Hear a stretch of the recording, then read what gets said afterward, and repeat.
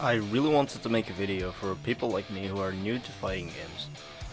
So, here's a video talking about everything you kinda need to know to play a fighting game.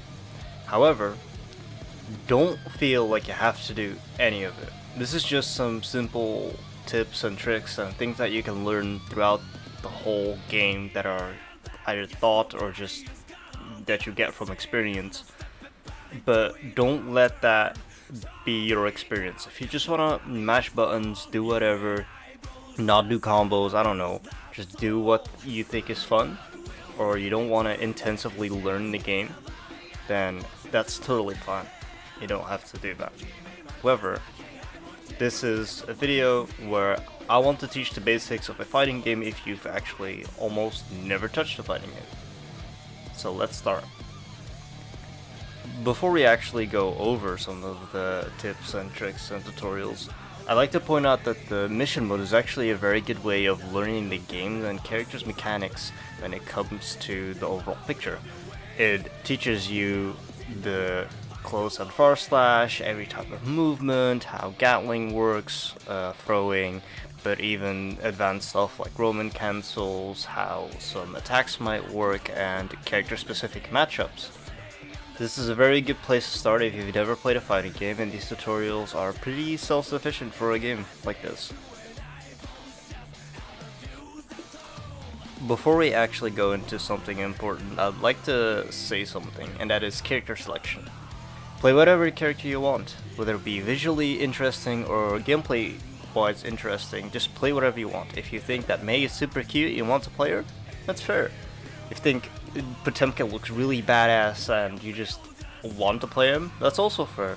But if you think Soul's Kit, who is currently by a lot of community members called very strong, if you think that's fun, why not? Just play it. It's all fine and dandy.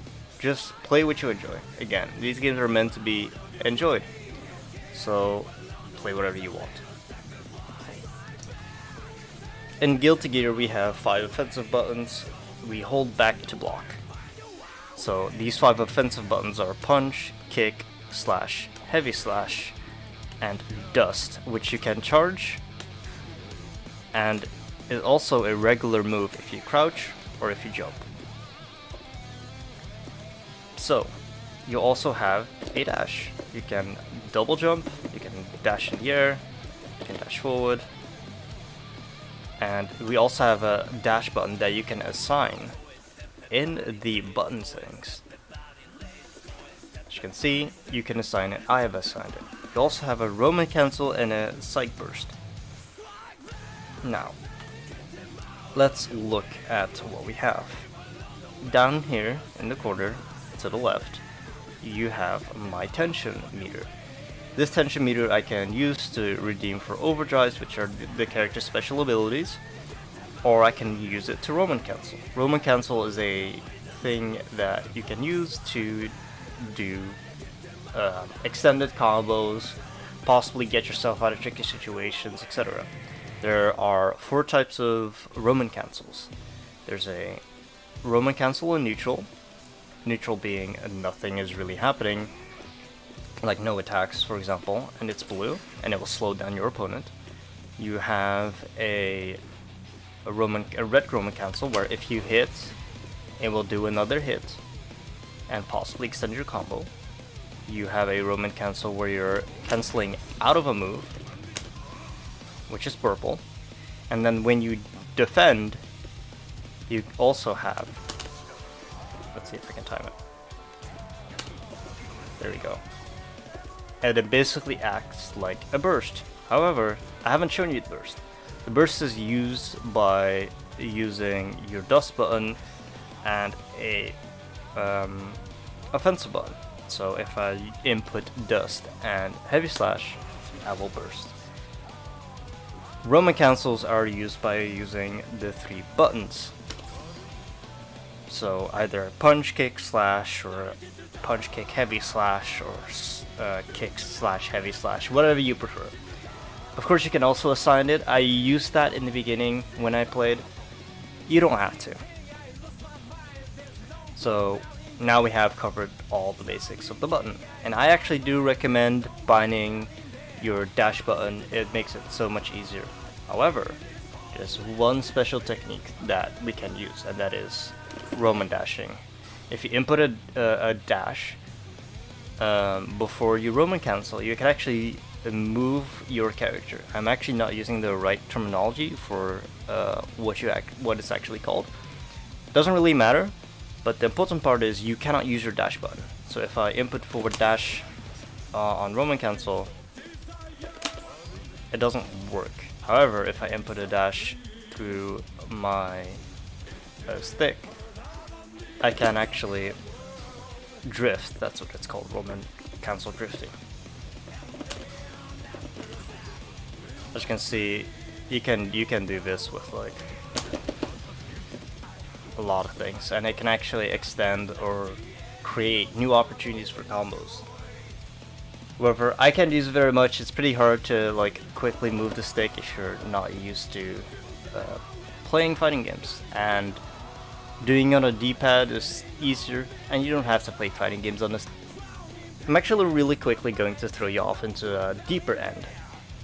Something that is basic but also very hard to grasp for some people, and it was very hard to grasp for me. And that is frame data. Frame data is very important because it's basically used in like almost every game.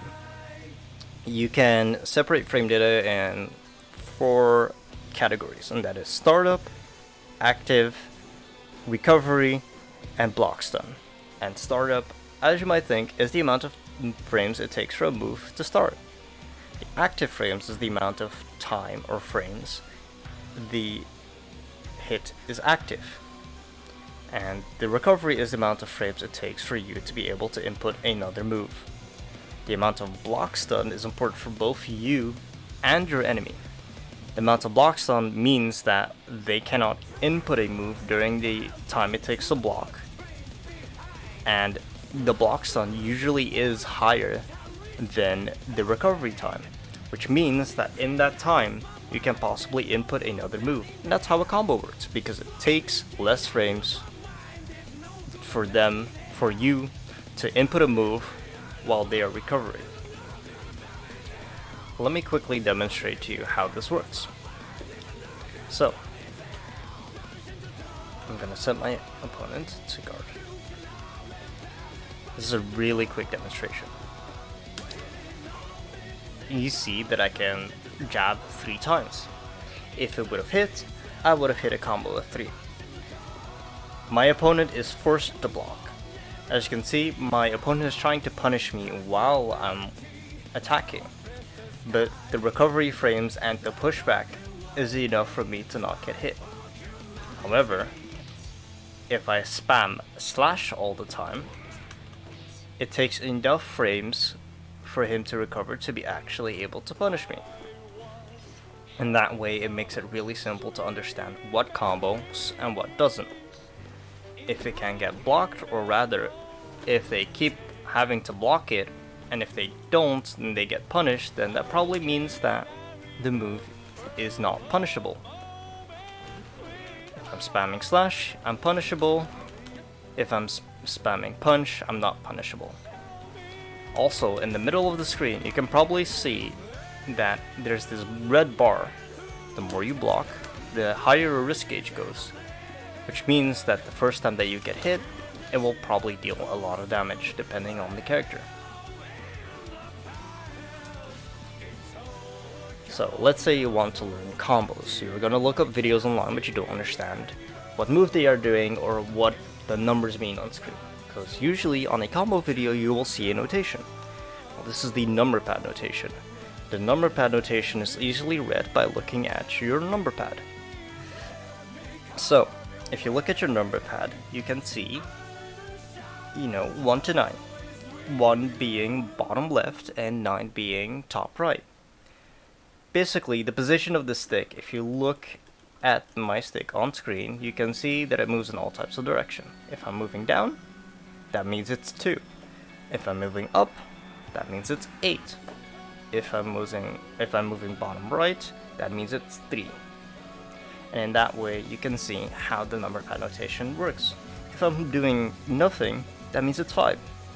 So, if a number pad notation is on screen, and let's say it says 214. That means it's 214, which means it's quarter circle backwards. And let's say it's 214S, S standing for slash. It is Night Raid Vortex. And in that way you can easily learn what everything means and how to actually do combos. So in a combo like this, I am doing slash or 5S, 2H, and 236K.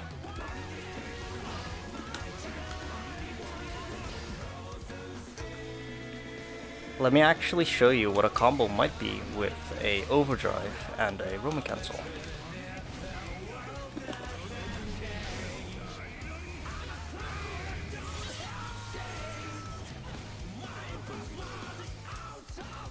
Let me just quickly mention that you can actually throw in this game. You can do it by holding forward or backward dust. And if you actually hold backwards while the character is to the right of you, so if you're holding left when the character is to the right, you will actually throw him backwards. Many characters also have a wild throw, or rather a command throw. This character has a wild throw, and that is a command throw, because you input a command to do it. Guilty Gear also features sweep and overhead attacks. Sweep attacks will hit you if you're standing, and overhead attacks will hit you if you're crouching. These types of attacks are really good for mixing up your opponent. Often mixing up the way that you approach or what move you do is very good. Just make sure that it's not a punishable attack, so one that has a few block frames but a lot of recovery. When you're a beginner, you might not block a lot, but I recommend you to block anytime you get hit. If you're just blocking anytime you get hit, that means that if the opponent screws up and, for example, inputs a bad move, that you're not going to be caught up in the move, and that you might have the opportunity to punish. While it is very important to block, it's also very important to explore your options. So if someone is taking a long time recovering from a move, maybe you can throw a punch or a slash, and maybe you get a combo opportunity out of that. Recognize when you should punish and recognize when you should block. It all comes by time, but it's still very important to understand that you need to try these things out, and losing therefore isn't a bad thing.